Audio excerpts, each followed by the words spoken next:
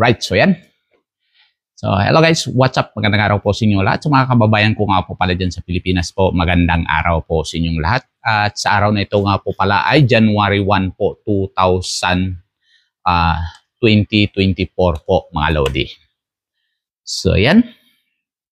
At dahil sa araw na ito ay New Year po mga Lodi at tayo po ay nagtrabaho mga Lods dahil bawal po kasi ang magpahinga po mga Lodi para sa mga OFW nga po pala mga Lods. So bawal po ang pahinga po mga Lodi.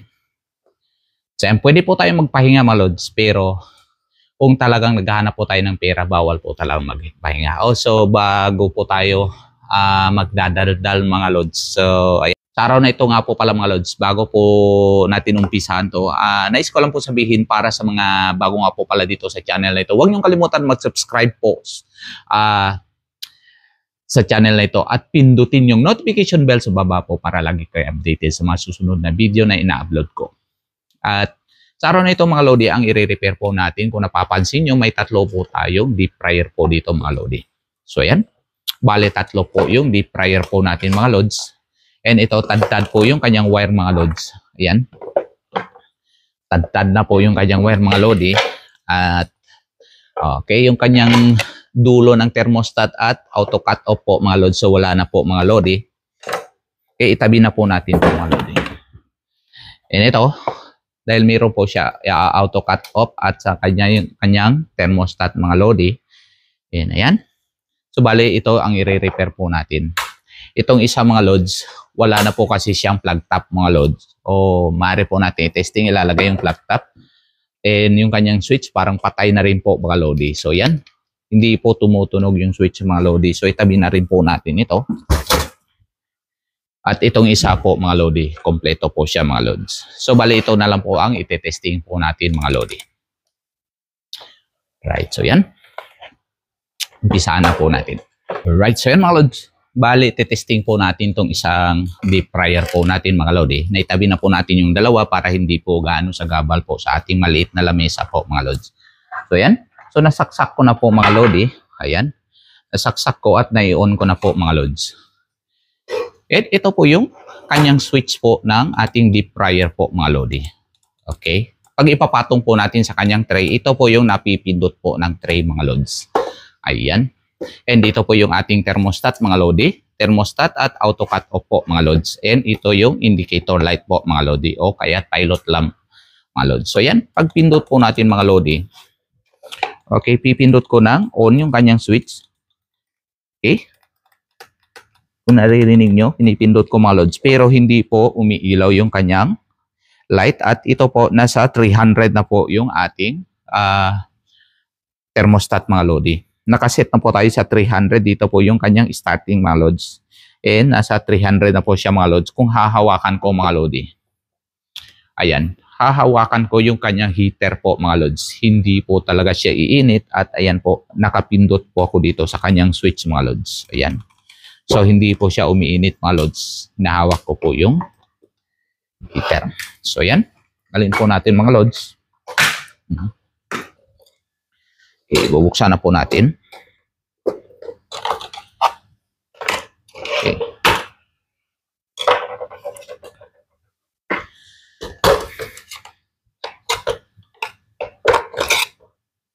So yan. Bale, natanggal ko na po mga Lodi yung kanyang screw po mga Lods. Hindi ko na po naipakita sa inyo ang pagtanggal ko po ng screw mga Lods para hindi na po hahaba yung ating video mga Lodi.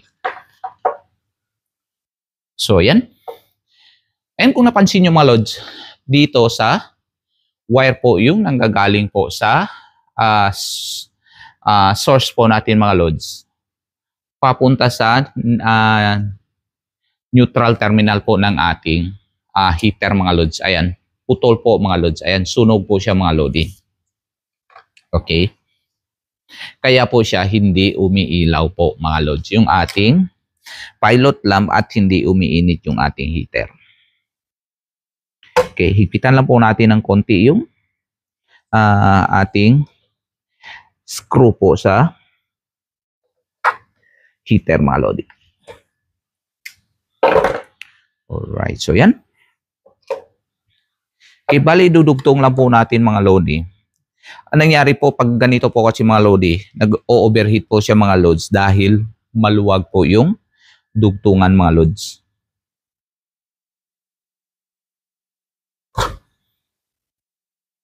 Okay. So, yan.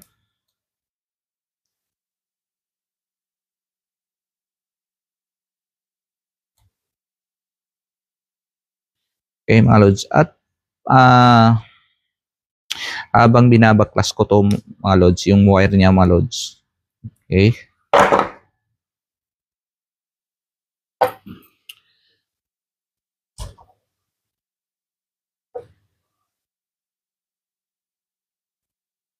Dugtong lang kasi ito mga lodi. Ayan. Bali nasunog din po yung dugtungan mga lodi. Alright, so yan. Hindi po natin maiwasan itong ganito klaseng mangyayari po mga lods dahil pag nagdugtong po kasi tayo mga lodi, oily po kasi ito mga lods. Hindi po natin maiwasan na magkaroon po ng oil yung kanyang wire mga lodi at yun po ang magkukos po sa kanya ng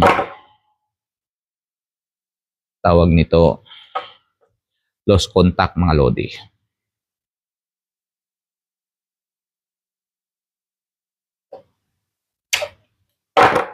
So yan.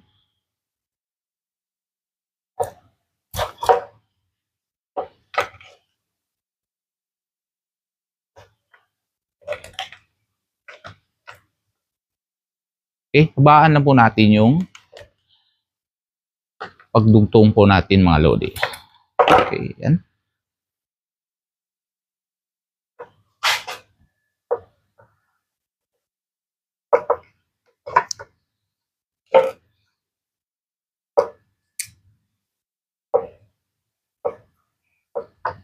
Dapat po kasi mga lods, mahigpit po yung ating pagkapalukot po dito sa kanyang wire mga lodi para hindi po siya iinit mga lodi. At yun po ang magkukos sa kanya ng pagputol po ng wire.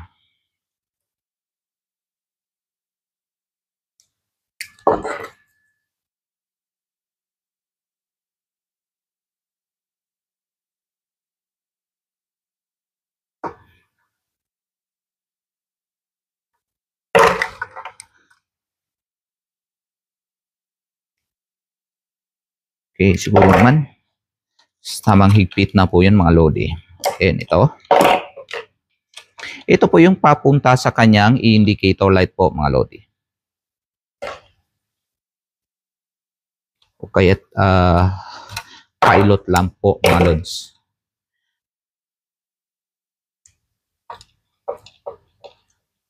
Okay, ayan. So, titipan na po natin mga lodi. Ito po mga lods, kahit anong klaseng higpit po ang gagawin po natin dito mga lods. Sa pag-tape mga lods, hindi po talaga natin maiwasan na papasok yung oil po dito mga lods. Ang oil po kasi kahit anong higpit po natin, papasok at papasok yan mga lods. At yan po ang pagkukos po ng lost contact sa ating dugtungan mga lodi. Okay, dahil madulas po kasi yung oil. Lagi po kasi ginagamit yan pangpadulas po.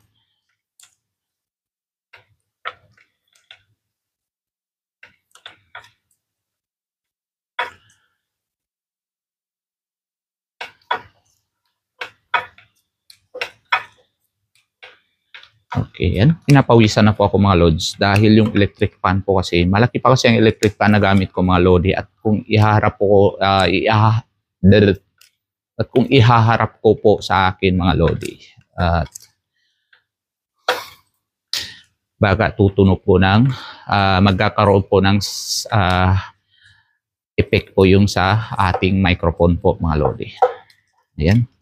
Sobrang higpit na po na ating wire, electrical tape mga lods.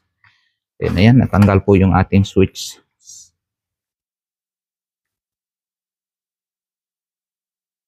Alright, so yan.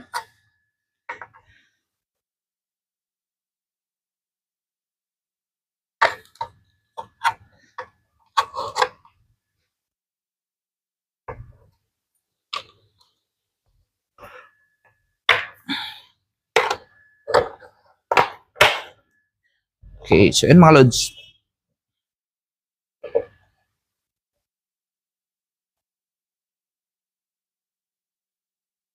Tanggal pa. Okay, so yan. And bago po natin isirado yung kanyang cover mga lodi, ite-testing muna natin mga lods. Okay, itabi natin itong wire. Right, so yan. Okay, nasa 300 po kasi mga lodi. Ilagay lang po natin sa 150 mga lods. Ay lang ite-test po natin ang iinit lang po siya mga lods. Ayan. Okay, so yan mga lods, kung napapansin po ninyo mga lods. Okay, umilaw na po yung ating indicator light or kaya pilot lamp po mga lodi. Okay, antayin lang po natin na iinit po yung ating heater mga lods. Okay.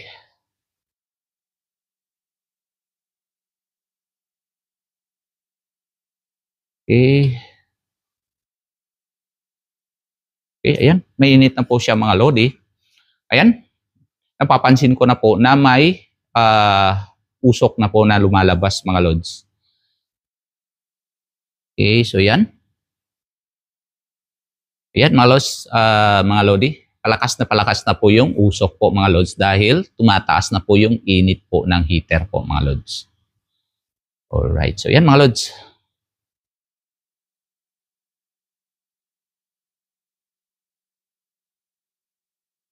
Okay, so alright, so yan. Okay na po yung ating deep fryer mga lods. So, hindi po lahat ng deep fryer po pare-parehas po yung kanilang mga problema po mga lodi. Okay. And ayan. Bago nga po pala ako magpaalam mga lods, para sa mga bago nga po pala dito sa channel na ito, huwag niyong kalibutan mag-subscribe at pindutin yung notification bell sa baba po para lagi kayo updated sa mga susunod na video na in-upload ko mga lodi. At maraming salamat po. Stay safe, stay creative. God bless you all. Bye-bye. Happy New Year po sa inyong lahat.